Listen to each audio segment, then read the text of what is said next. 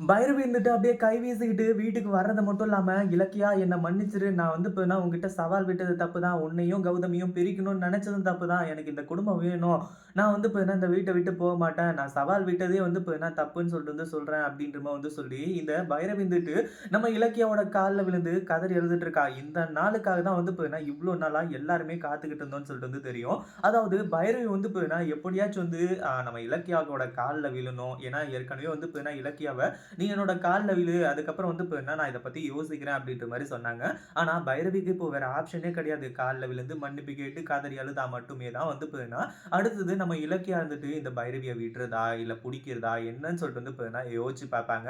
அதாவது இப்போ வந்து பைரவிக்கு வேற ஆப்ஷன் கிடையாது.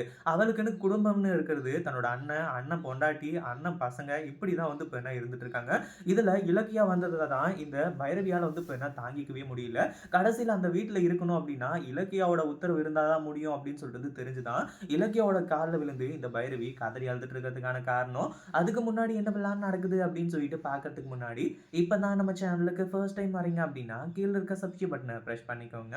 இப்போ நம்ம கௌதம் இருந்துட்டு ஆரம்பத்துல இங்க என்ன நடக்குதுன்னு சொல்லிட்டு தெரியாம தான் இருந்துட்டு இருந்தாங்க. ஆனா எஸ்எஸ்கேவ தனியா கூட்டிட்டு போயிட்டு அவங்க மிரட்டும்போதே, ஏதோ ஒரு மிகப்பெரிய ஒரு விஷயத்த வந்து இலக்கியா கையில வச்சுட்டு இருக்கா அப்படின்னு சொல்லிட்டு தெரிஞ்சுக்கிட்டாங்க.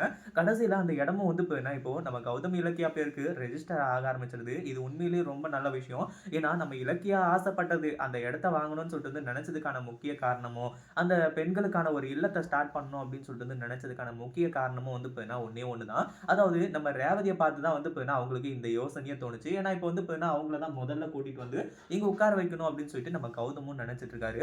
இப்போ அவங்களுக்கு தேவையான ட்ரீட்மென்ட்க்கு பணம் வந்து டைரக்ட்டா குடுக்க முடியாது. ஆனா இப்படி இல்லத்துல கூட்டிட்டு வந்து உட்கார வச்சா, அதன் மூலியமா வந்து கண்டிப்பா அவங்களுக்கு எல்லா சலுகையும் கிடைக்கும். அவங்களோட இந்த ஒரு ப்ராப்ளத்த சால்வ் பண்றதுக்காக, ஹாஸ்பிட்டல் செலவுக்காக எல்லாத்துக்குமே வந்து நம்ம கௌதம் வந்துட்டு இப்போ வந்து அவங்கள காப்பாத்துறதுக்கு தயாராக போறாங்க. இதுல எந்த ஒரு சந்தேகமும் கிடையாது. இப்போ பைரவி வந்துட்டு அவ்ளோ நேரமா ஆட்டம் போட்டுருந்தவ, கடைசியில நம்ம இலக்கியாவும் கௌதம் வந்துட்டு வீட்டு பக்கம் வந்து சேர்ந்துராதீங்க நீங்க. நீங்க அவ்ளோ சவால் விட்டீங்கல்ல, அப்புறம் எங்க போச்சு அப்படின்ற மாரி வந்து சொல்லி இங்கேயே உதறி தள்ளிட்டு போயிடுறாங்க. ஆனா வீட்டுக்கு போயி கால்ல கையில விழுந்தாச்சும் வந்து இப்போ அங்க இருந்து வந்து அதாவது நம்ம அந்த வீட்லயே செட்டில் ஆயிடலாம் அப்படின்னு சொல்லிட்டு இந்த பைரவி முடிவு பண்ணது மட்டும் இல்லாம, நேரா போறா. அதாவது நம்ம இலக்கியாவும் ஜானகி வந்துட்டு, "எதுக்காக நீங்க இங்க வரீங்க? முதல்ல இங்கிருந்து கிளம்புங்க." அப்படின்ற மாரி வந்து சொல்லிட்டு இருக்கும்போது, ஒரு பக்கம் வந்து இல்ல என்ன வந்து விட்டுருங்க. நான் இதுக்கு மேல நான் எந்த ஒரு தப்பும் பண்ண மாட்டேன். இலக்கியா நீ கௌதம் கூட வந்து சந்தோஷமா வாழு. அதெல்லாம் எனக்கு பிரச்சனை கிடையாது. நான் இனிமே அத பத்திலாம் எதுவுமே கேட்க மாட்டேன்.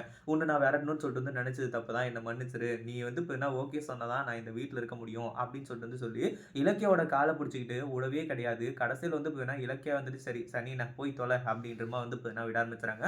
உண்மையிலேயே வந்து இது ரொம்ப நல்ல விஷயம் தான் சொல்லணும். ஏன்னா இந்த பைரவி நம்ம இலக்கியாவோட கால பிடிப்பாங்களா அப்படின்னு சொல்லிட்டு வந்து நினைச்சிட்டு இருந்தோம். அப்படிலாம் நடந்துச்சுன்னா எப்படி இருக்கும் அப்படின்றத கமெண்ட் பண்ணுங்க. இந்த வீடியோ பிடிச்சிருந்தா லைக் பண்ணுங்க, ஷேர் பண்ணுங்க. இப்பதான் நம்ம சேனலுக்கு ஃபர்ஸ்ட் டைம் வரீங்க அப்படின்னா சப்ஸ்கிரைப் பண்ணிக்கோங்க.